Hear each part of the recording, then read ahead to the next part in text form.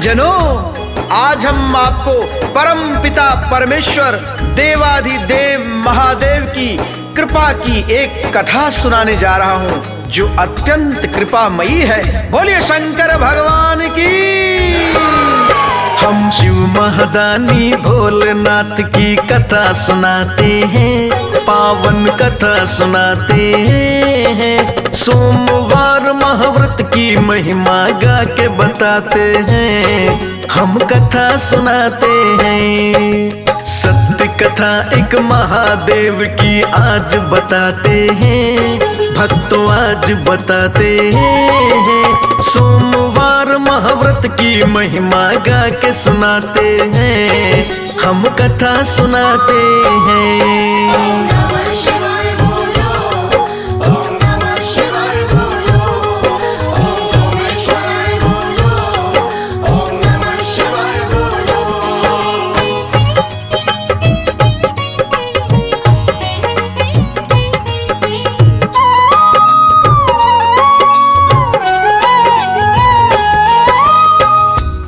भक्त जनों, महादेव और जगत जननी जगदम्बा ही मूल ब्रह्म हैं। समस्त ब्रह्मांड ओम का उच्चारण करते हुए शिव में ही लीन होती हैं। प्रिय भक्तों, शिव की भक्ति का सौभाग्य सबको कहाँ प्राप्त होती है? शिव में अनुरक्ति उन्हीं की होती है जिस पर स्वयं शिव की कृपा होती है। बोलिए शंकर भगवान की।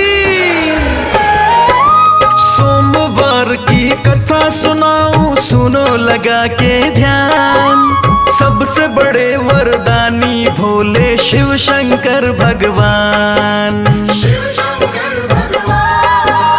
जो भी करता शिव की तपस्या होता वही निहाल। उसे फिक्र ना कोई चिंता, रहता सदा खुशहाल। किसी नगर में रहता था एक धनिक परिवार। शिव शंकर की भक्ति करता वो था साहूकार। नियम से जाता था शिव मंदिर सेठ वो सातों बार। सोमवार के दिन रहता था पूरे दिन निराहार। साहूकार की शिव भक्ति हम तुम्हें दिखाते हैं, पावन कथा सुनाते हैं। सोमवार महाव्रत की महिमा गा के सुनाते हैं, हम कथा सुनाते हैं।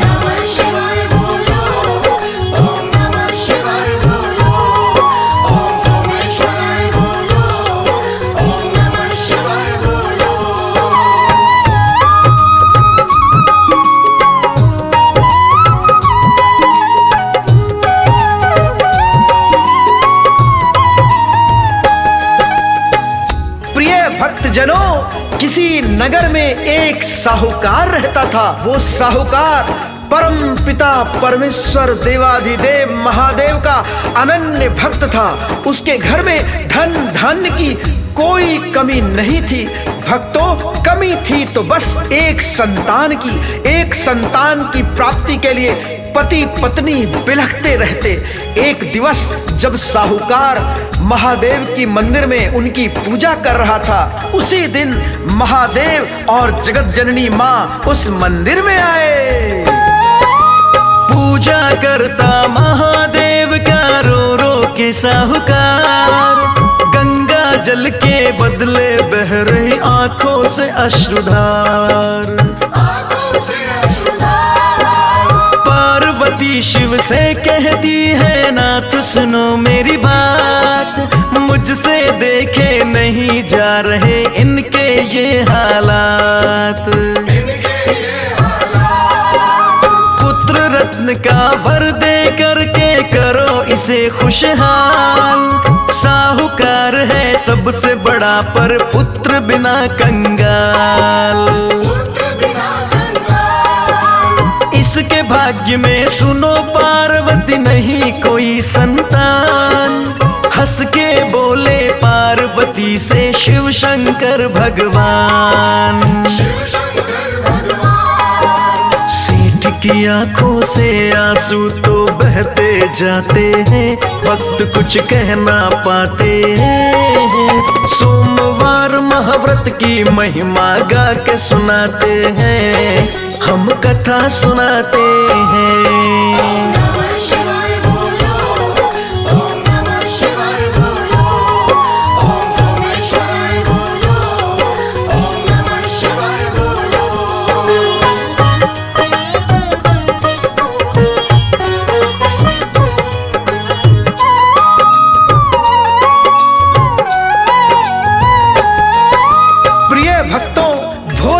की बातों को सुनकर के माता पार्वती जी कहती हैं, हे स्वामी, मैं कुछ नहीं जानती, ये साहूकार आपका परम भक्त है, तो इसके कष्टों को दूर करने की जिम्मेवारी भी आपकी ही है।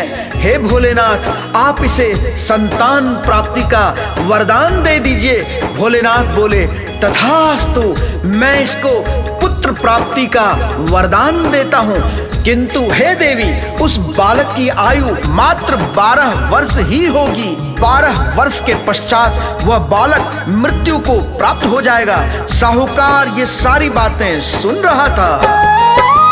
पूजा शिव की पूरी करके चला गया साहूकार, लेकिन उसके मन में मचा था भारी हाहाकार।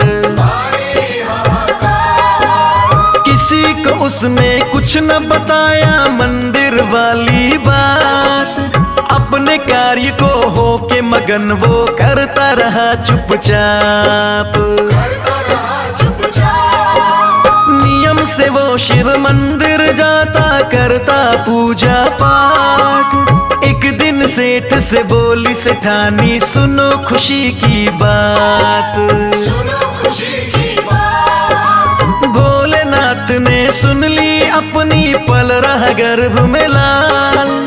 पुत्र रत्न से हो जाएंगे हम भी माला माल।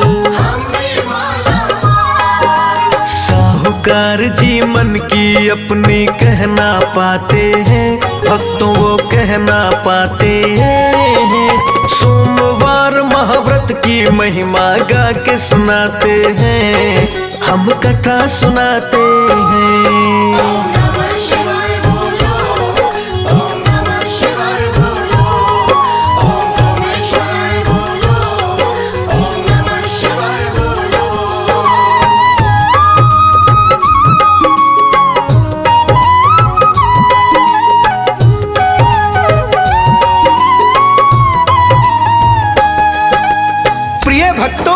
पत्नी की बातों को सुनकर सेठ ने कोई प्रतिक्रिया नहीं दी, क्योंकि सेठ को मालूम था कि मेरे पुत्र की आयु मात्र 12 वर्ष ही है। कुछ महीनों के बाद वो दिन भी आ गया जब सेठानी ने एक सुंदर बालक को जन्म दिया। सेठ ने कोई खुशी नहीं मनाई, पहले की तरह सामान्य रूप से अपने कार्य को करता रहा। पुत्र जब बड़ा हो गया, सेठ ने अपने साले को यानी कि बच्चे के मामा को बुलाकर कहा, तुम उसको लेकर काशी चले जाओ विद्या अध्ययन के लिए, और रास्ते में हवन यज्ञ भंडारे करवाते हुए जाना। जब इसकी शिक्षा पूरी हो जाए तो इसे लेकर वापस आ जाना। मामा भांजा चल दिए दोनों काशी जी की ओर। फूल कमल के जैसे लगता बालक मधुर किशोर। जहाँ करे विश्राम रात को करे यज्ञ और दान, भंडारे करवा के करते द्रव्य वस्त्र का दान।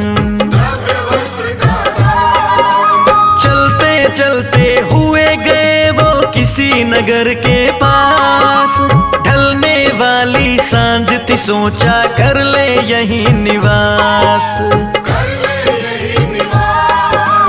एक सराय में ठहर गए वो करने लगे विश्राम। किस्मत अब उसकी करती है भक्तों क्या क्या काम। इसके आगे जो होता है वो बतलाते हैं, भक्त हम वो बतलाते हैं। महाव्रत की महिमा गा के बताते हैं, हम कथा सुनाते हैं।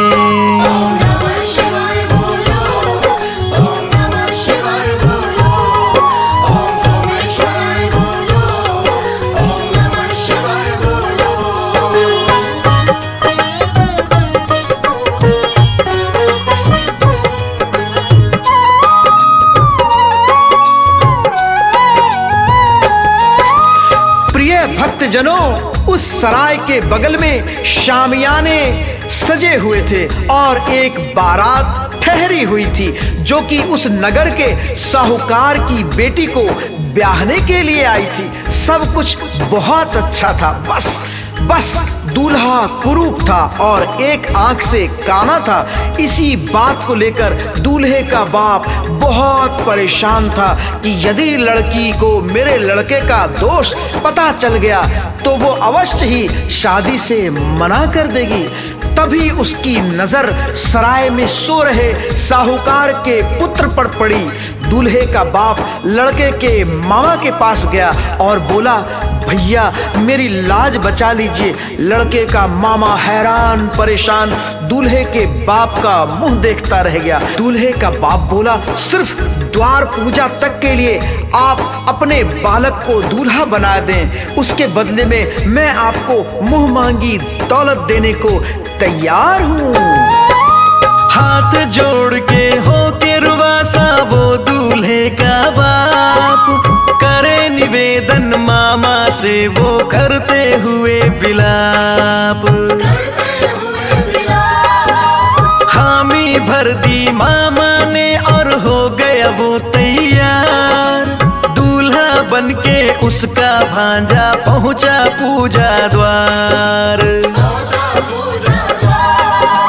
चंद्र के जैसे चमके मुखड़ा लगता राजकुमार। रेशम जोड़ा फूलों का सेहरा लटक रही तलवार। दूल्हे की सुंदरता देख के मोहित हो गए लोग। अब आगे क्या होता भक्तों, कैसा है संयोग। इसके आगे क्या होता है वो बतलाते हैं भक्त, हम वो बतलाते हैं। सोमवार के महाव्रत की हम महिमा गाते हैं, हम कथा सुनाते हैं।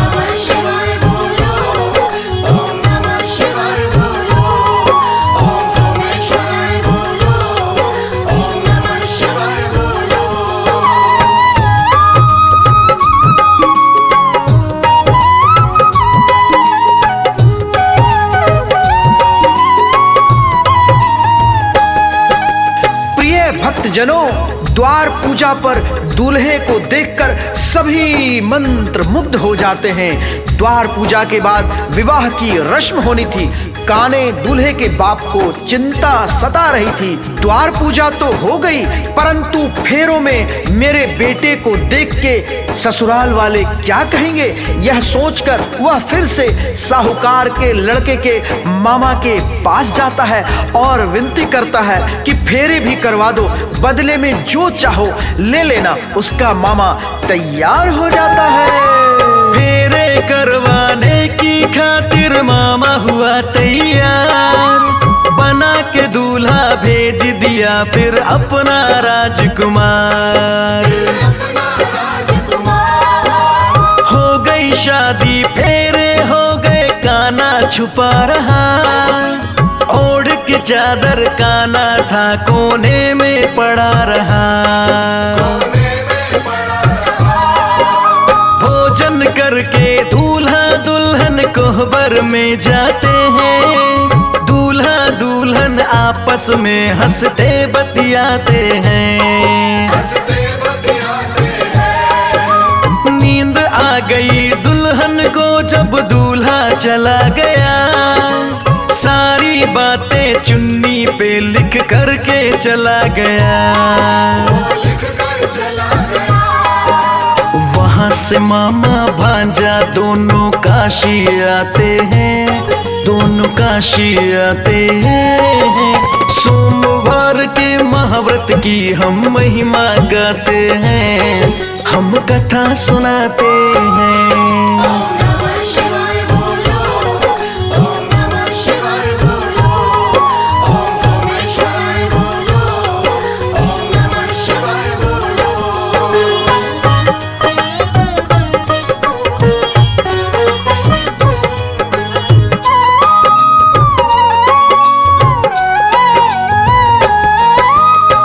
भक्तों, सुबह जब दुल्हन सोकर उठती है तो अपने दूल्हे को गायब पाती है, अपने चुन्नी की ओर देखती है। सारी सच्चाई उस पर लिखी हुई थी कि मैं तुम्हारा पति नहीं हूँ, तुम्हारा पति तो एक काना व्यक्ति है, मैं तो सिर्फ फेरों तक के लिए ही तुम्हारा पति था। अब मैं काशी जा रहा हूँ विद्या ग्रहण के लिए। दुल्हन ये सारी बातें अपने पिता को बताती है। उसका पिता क्रोध में आकर सभी बारातियों को भगा देता है। आगे क्या होता है जानते हैं कथा के माध्यम से। काशी के गुरुकुल में विद्या ग्रहण वो करता है, देव शास्त्र और बीज मंत्र का मंथन वो करता है। उसका मामा करे भंडारे, करे अन्न का दान, विद्या अर्जन करता भांजा भरे ज्ञान की खान। 12 साल थे पूरे हो गए उसके जीवन के, पूर्ण हो चुके थे दिन सारे उसके जीवन के। उठ गया सर में दर्द भयंकर, पीड़ा सही न जाए, ऐसे गिरा धरा पे बालक नब्ज सांस थम जाए। पिंजड़ा खाली छोड़ के ज्यों पंछी उड़ जाते हैं, पंछी उड़ जाते हैं। सोमवार के महाव्रत की हम गाथा गाते हैं, हम कथा सुनाते हैं।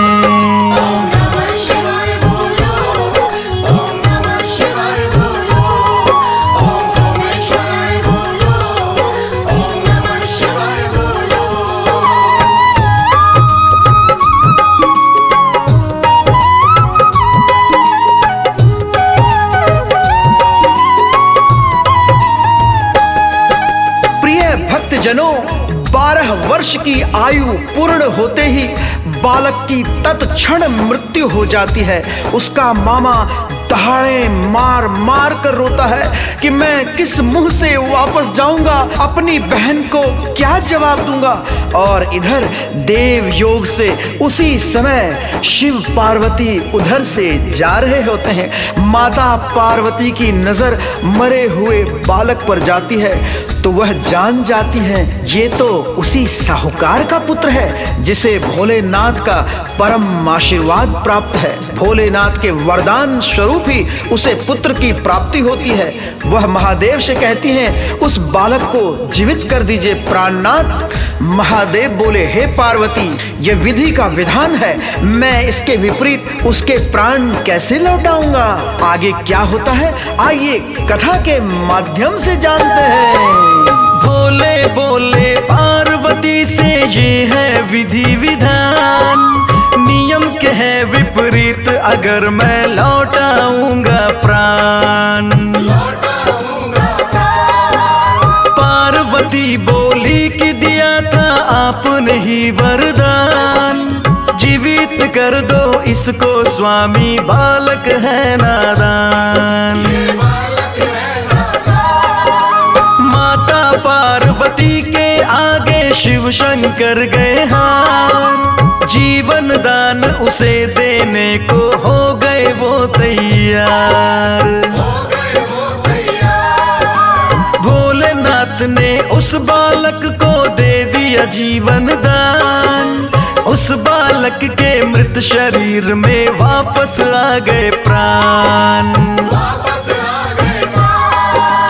उठ के बैठ गया वो बालक, सत्य बताते हैं भक्तों हम सत्य बताते हैं।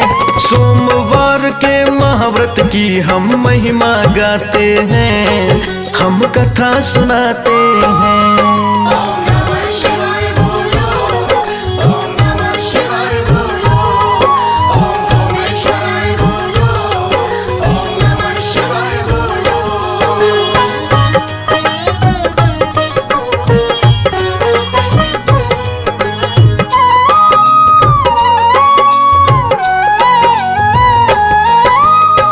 भक्तजनों, बालक जब अपनी आंखें खोलता है और उठकर बैठ जाता है, यह देखकर उसका मामा हैरान हो जाता है और वह भोलेनाथ का चमत्कार समझ जाता है।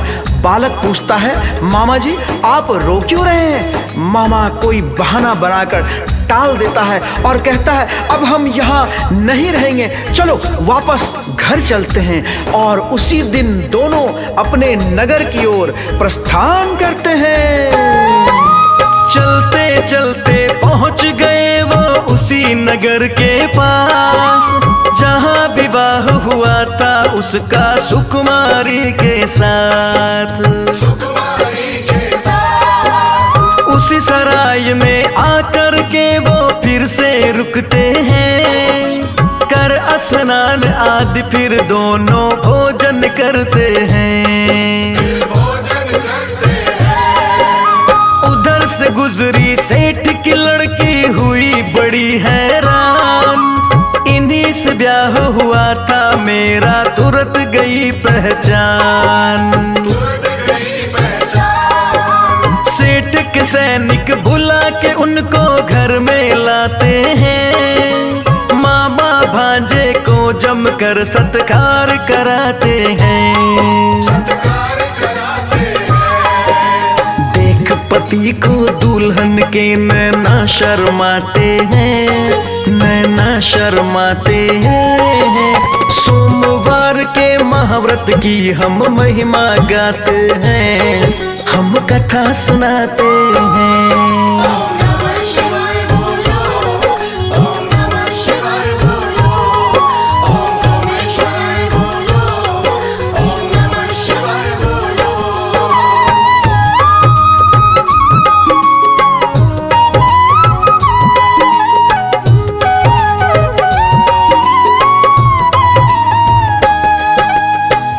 भक्तजनों, लड़के का मामा सारी बातें साफ साफ बता देता है कि कैसे सेठ ने अपने काने बेटे की जगह मेरे भांजे को एक रात का दूल्हा बनाकर आपकी पुत्री से विवाह करवा दिया।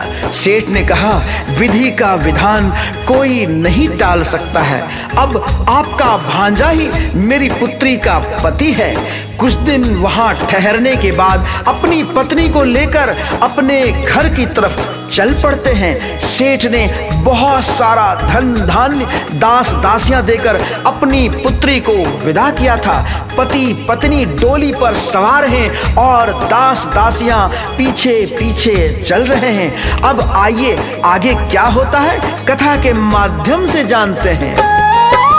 साहूकार पत्नी संग दोनों छत पर जाते हैं, पुत्र शोक में बैठ के दोनों नीर बहाते हैं। 12 साल तो गुजर गए हैं, मर गया होगा लाल, उसी सोच में उन दोनों का हाल हुआ बेहाल। उन दोनों ने सोच लिया था दे देंगे हम प्राण, हम भी अब ना रहेंगे जिंदा जब न रही संतान। अंतिम बार पुकार रहे हैं, हे शंकर भगवान, पुत्र वियोग में हम दोनों भी चले गवाने प्राण। छोड़ के धरती हम दोनों अब स्वर्ग को जाते हैं, पावन कथा सुनाते हैं। सोमवार के महाव्रत की हम महिमा गाते हैं, हम कथा सुनाते हैं।